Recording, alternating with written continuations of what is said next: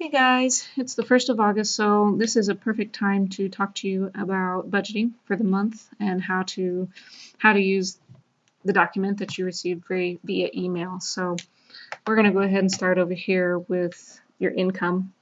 So we're going to use a hypothetical income, a teacher friend, and her current income right now is she's paid twice a month. The net earnings after taxes and all the other stuff we have to give to the government. We have 1127.77, and she gets paid that twice a month. And then she also receives a child support check, and that's $12.50.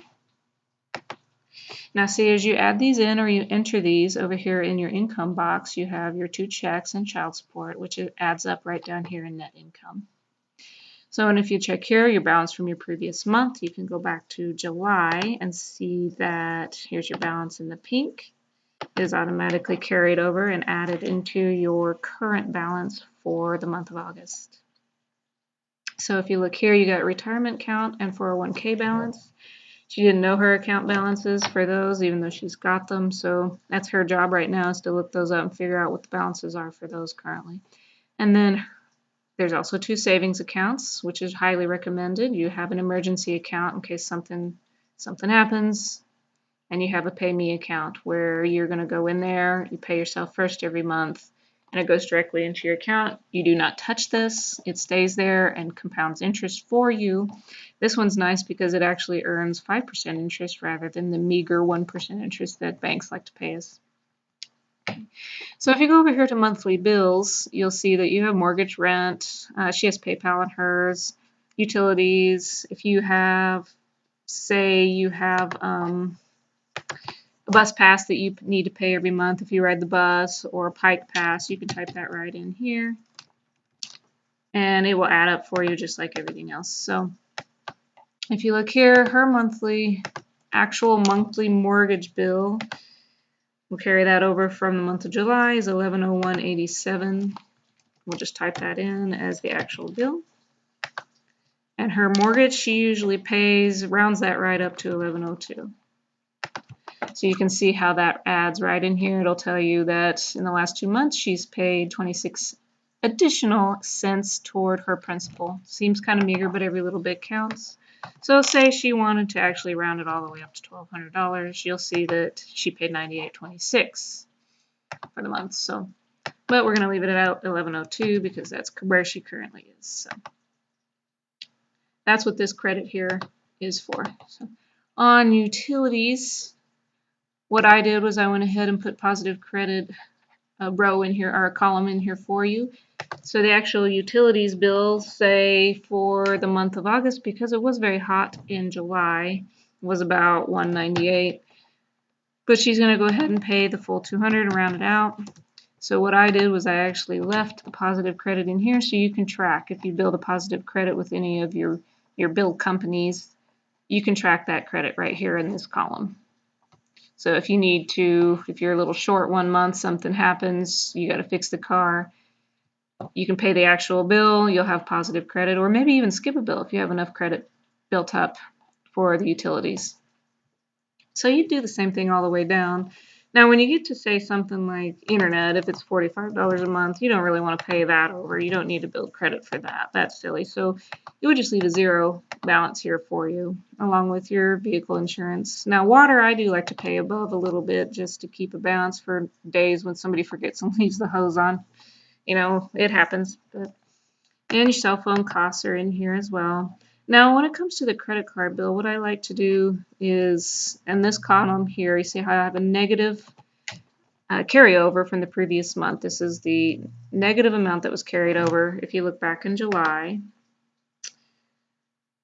my credit card is right here, or the credit card is right here. You got $465.54 for the actual bill, and $300 was paid toward that bill, which meant that there's a negative $165.54 balance.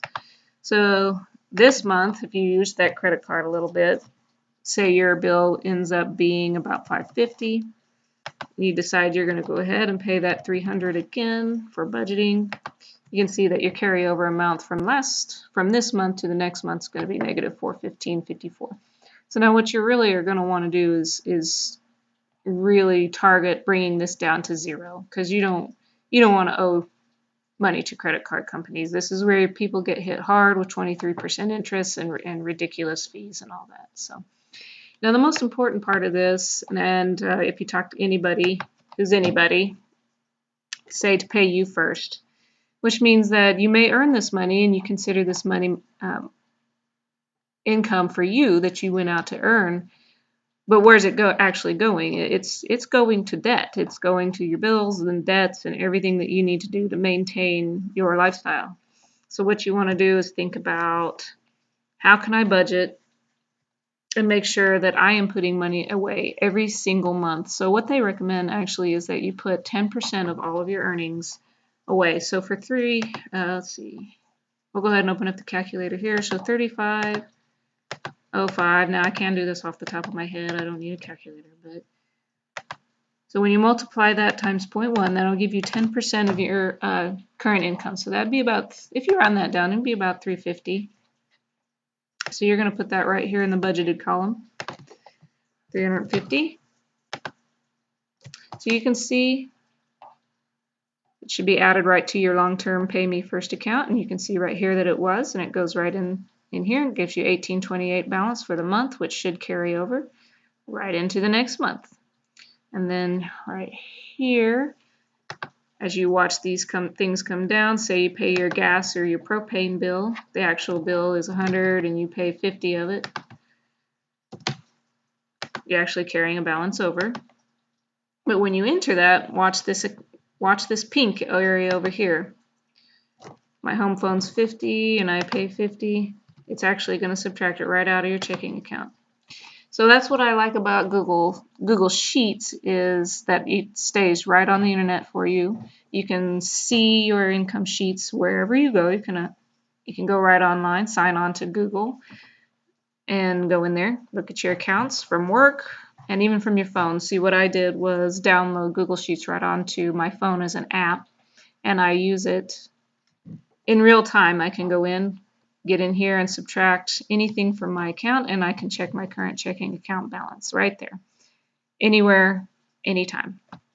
So that, my friends, is how you use the monthly bills box and your income balance sheets over here.